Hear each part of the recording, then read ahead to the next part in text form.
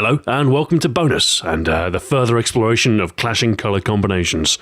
For the gameplay this week, we have some Risk of Rain, which is, It's an action platformer with roguelike elements, although it seems like everything is a roguelike these days, but nevertheless, it's still pretty good fun.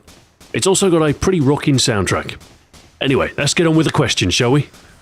Let's start off with the hottest topic this week in gaming, which is, of course, the controversial topic of Microsoft, Machinima, and the offer of a CPM bonus to talk positively about the Xbox One. Kozak Poland says, "Well, Stu, seems like we've hit another point of drama. Many YouTubers have been reported for getting paid by EA for positive coverage of Battlefield 4. All of them had 3 videos, because that's the maximum stated by the contract, with similar names, Battlefield 4 Launch Something, and linking to the Battlefield 4 site through the same given bit.ly link. The reward was $10 for 1,000 views.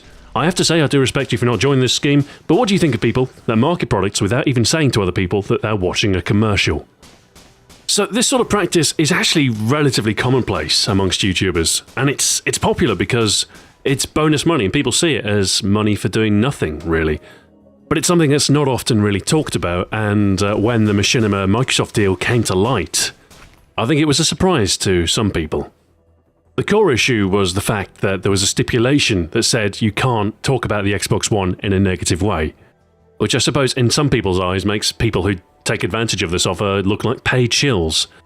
Now, I will say there's nothing really wrong with advertising. I mean, most of my income comes from advertising on YouTube, but there is a clear division between my video and the adverts that come before it.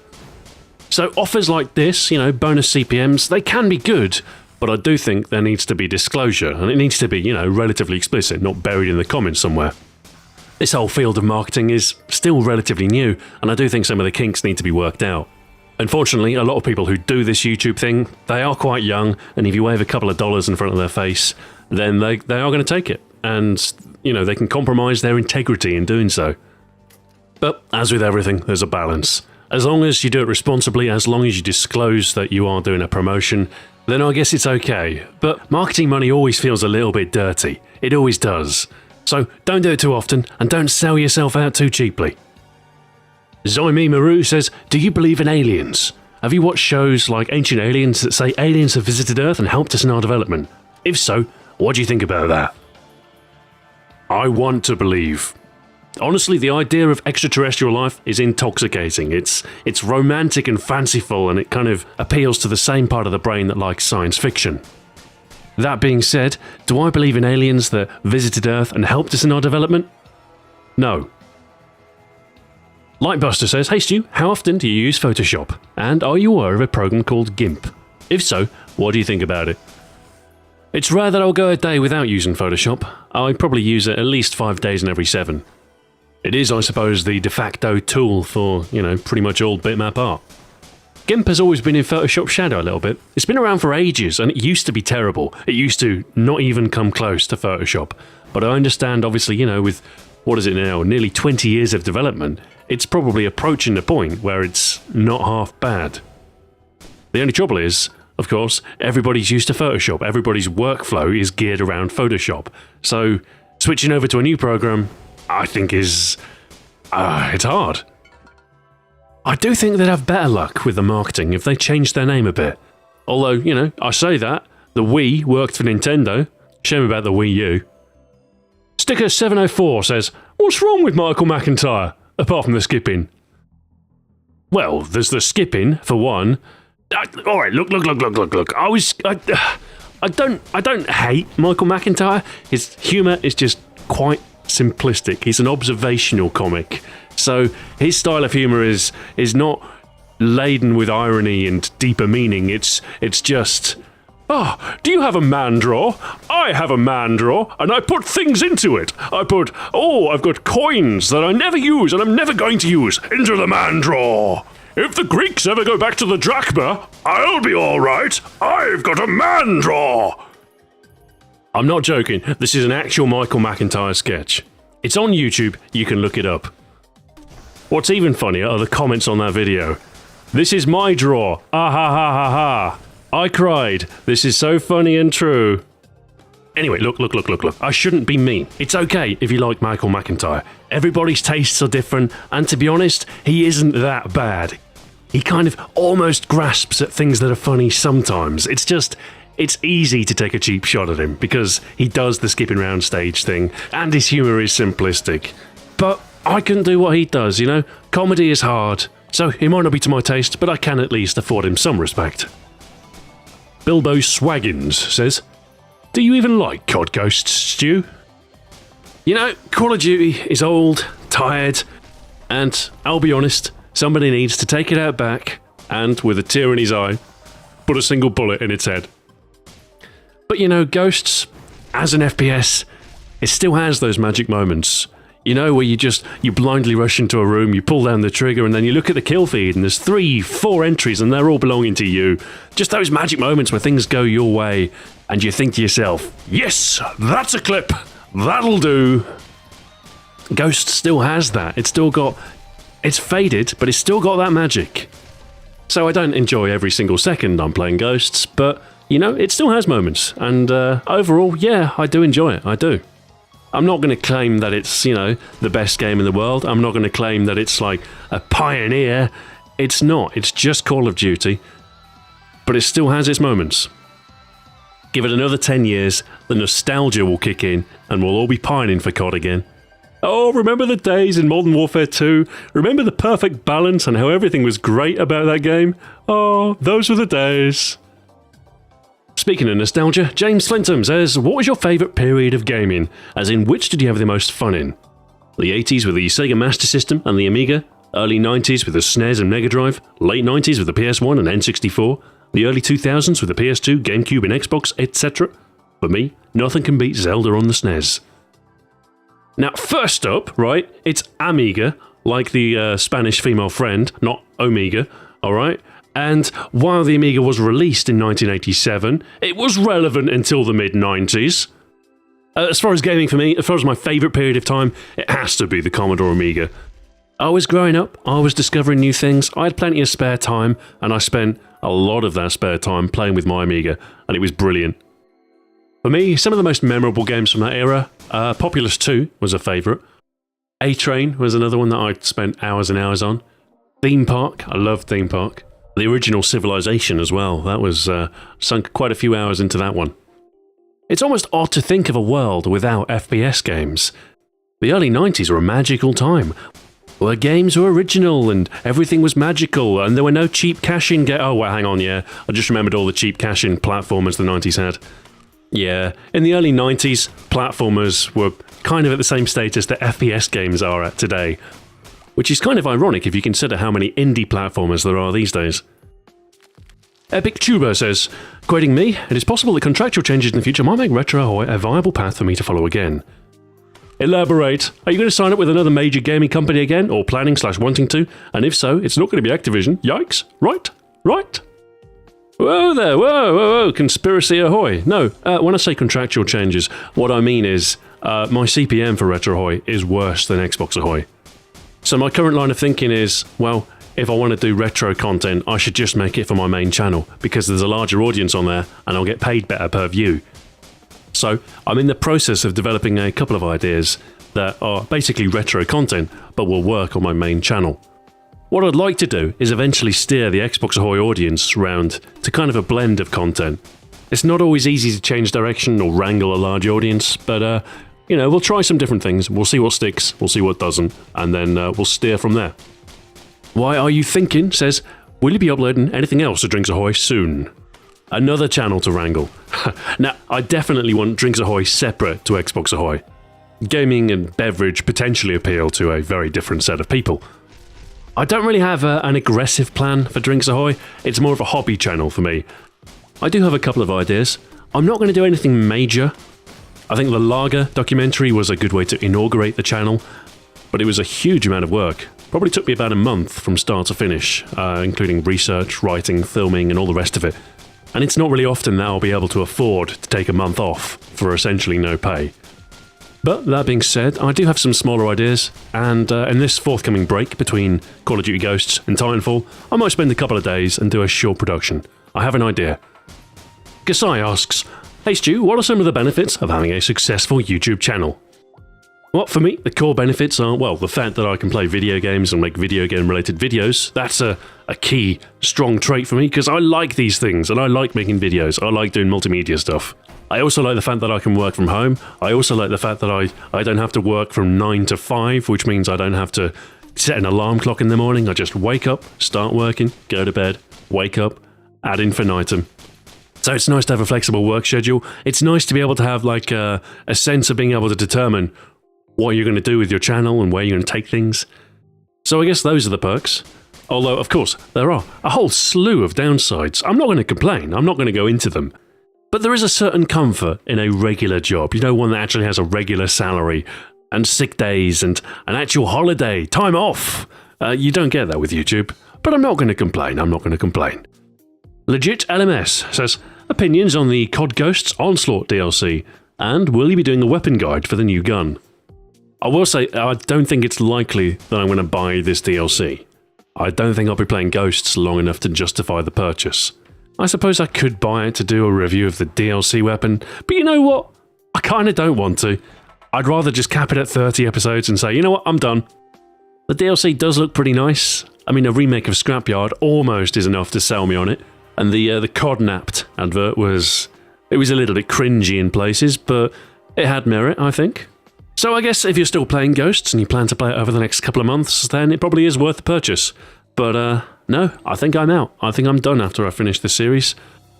True Ninjas Unite says, Stu, if there were a life simulator that allowed you to do whatever you could imagine with other players online, how do you think our desires as human beings would reflect in that? Would people go around mugging, be reflective of anything? And do you think people would actually attempt to live out dream lives or just screw around? Also, could it be detrimental in any way to our society? You know, if there were such a thing, if there was a perfect recreation of our world in digital form, I'd play it, sure. I would set the player count to just 1 though. I'd play it single player. And I'd pretend like it was the apocalypse. And I'd go into people's houses, break into them with crowbars and stuff, and I'd just rummage around looking for beef jerky. That is the game I want to play. A sole survivor in a dead world, whose only quest is to find beef jerky. As a side note, I really enjoyed Gone Home. Not because of the story or anything like that, just because you could rummage through someone's house. Sadly, there wasn't any beef jerky involved, but I still quite liked it, if only for the rummaging. Anyway, I appreciate I've completely missed the point of that question. Blah blah blah, simulation of real life, something like the Matrix, blah blah blah, how would this affect us? I don't know, but if Grand Theft Auto Online is anything to go by, I do think I'd rather play single player. I imagine there'd be a lot of real-life deathmatch. I mean, why bother with airsoft or paintball when you can actually shoot people? This kind of raises questions like the film Existence or even The Matrix. You know, how do you know what's real? How do you know, right? If you shoot somebody in what you think is a game and it turns out not to be a game, how do you know? Maybe in the future there'll be like a legal requirement to have game flashing in the left corner of your vision or something. Maybe there'll be some other tell, like everybody plays on consoles and the lack of anti-aliasing gives it away. Relative Galaxy 7 says, I have an idea. How about we stop talking about freaking alcohol? Whoa, calm down a second. You're the one who brought up alcohol. We're just here, we're talking about video games and you have to come along. Oh, stop talking about alcohol. We're not talking about alcohol, we're talking about video games. Beavernator says, can't say I'm on board with that weathered gun idea. To design an entire FPS around 1 or 2 guns is suicide. That severely limits what can be done to make an interesting game, let alone one with enough depth. A different medium could work instead. This raises an interesting question. How many guns does the perfect FPS have? What, do you need 50? 100? 1,000? A million?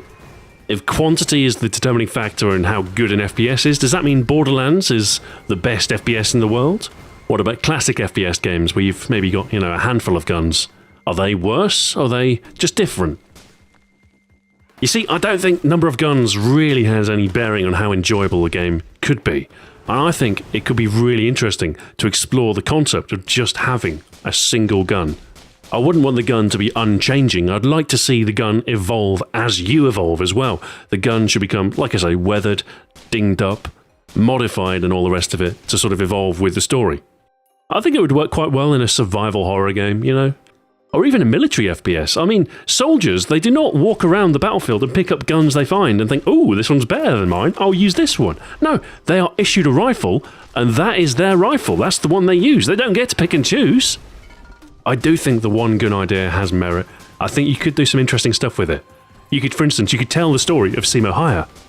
He was a Finnish sniper who fought in the Winter War, which was Finland's defense against the Soviet Union. He was equipped with nothing more than a Finnish Mosin Nagant, but he managed to kill 505 people over the course of the war, and he was known by his nickname to the Russians, White Death. If one gun is good enough for Simo Häyhä, it's good enough for any of us. Taylor Rosenfeld says, you say that you read all the comments and pick random few comments that you want to talk about. Say if your channel had grown to 1 million and you had about 10,000 comments per video, would you still stick to this format? Well, if I ever reached that point, maybe I'd be able to pay somebody else to read the comments for me. But otherwise, my approach on this front is pragmatic. If I do start getting more and more comments, and it takes me more and more time, then maybe I'd have to, I don't know, set a limit. I'd read the first few pages, or I'd only take the comments with the most thumbs up, and try and sort of get some user moderation in there. But at the moment, things are simple enough. There's a few hundred comments per video, something like that, so it's not impractical for me to just skim over them briefly. But like the nature of bonus has changed, I'll evolve it as it needs to. Mr. Manguy17 says, I don't really think it's homophobic to dislike the image of an overtly sexualized version of something you don't find sexually attractive. Well, I said mildly homophobic, and I was being glib. That being said, we do live in quite a homophobic culture. I mean, one man can't give a compliment to another without adding no homo on the end of it. I see this quite often. Nice voice, no homo. Because, heaven forbid you should be homosexual. And I know what you're thinking. You're thinking, no, Stu, that's just a joke. It doesn't really mean anything. Well, what about the casual use of slurs against homosexuality as an insult? When I was growing up, gay was flung around like an insult. It still probably is today. If you go on Xbox Live, you will struggle to go 10 minutes without hearing a homosexual slur. And I know what you're thinking. You're thinking, no, Stu. Gay doesn't mean gay. It just means, lame. Stop being so gay. Then I would say to you, well, it doesn't really matter what you mean a word to mean, because communication is two-sided, and you can't just all of a sudden decide that one word means something else, when to somebody else it already has an established meaning. Anyway, to get back to the original comment, within this homophobic culture of ours, if you went into a newsagent's and looked at the magazines on offer, you would see probably tens of women just wearing bikinis, just a shred of cloth, with their, secondary sexual organs all bulging and on display, and nobody cares because that's normal. But were you to have a man proudly displaying his banana hammock, then people would be like, oh my god, that's horrible, that's disgusting, ban this sick filth, because people get upset by this stuff. So there's a certain amount of hypocrisy in the Western culture's treatment of sexualized image of females versus sexualized image of males. Personally, I'm not really offended by neither. I fall on the permissive side. I say, why not? Why not? It's fine. It's natural. It's the human body. We shouldn't be afraid of it. But I understand some of you, probably more prudish. You probably think, well, I don't know about a magazine cover, Stu. I think maybe they should be covered up. And that's fine. That's your opinion. It's fine. I don't like talking about these social issues because I'm not really looking to start a debate. I'm just talking about it. Not every culture is the same. I know here in Britain, we're fairly forward-thinking when it comes to these things. Other countries might be like, well, Stu, that's all very well and good, but I actually hate homosexuals and I think they're an abomination. That's fine, I'm not here to change your mind. You are a bigot, but that's okay. I don't want to debate you. This is not really a platform for debate. This is just me answering questions and occasionally wandering like an idiot into social issues and politics. So let's move on. Let's move on to a much less controversial question. Kooky God says, do you not think it's a little foolish to plan a new series based on a game that hasn't come out yet? E.g., Aliens Colonial Marines looked awesome in all the pre-launch footage, but when we got to play it, it was nothing like what we had seen. I concede that Titanfall looks amazing and people outside the dev team have played it, but there's still no guarantee it will be any good. Yeah, I get where you're coming from, and you should know that when I say I've planned a series for Titanfall, I am flexible. I hope it doesn't turn out to be a bad game, but if it does turn out to be a bad game, don't worry, I'll move on to something else. This is why sometimes I'm a little bit reluctant to share my plans with people, because situations, circumstances can change. So if I say, I'm planning on doing X in 6 months' time, and then 6 months later I don't do X, people are disappointed.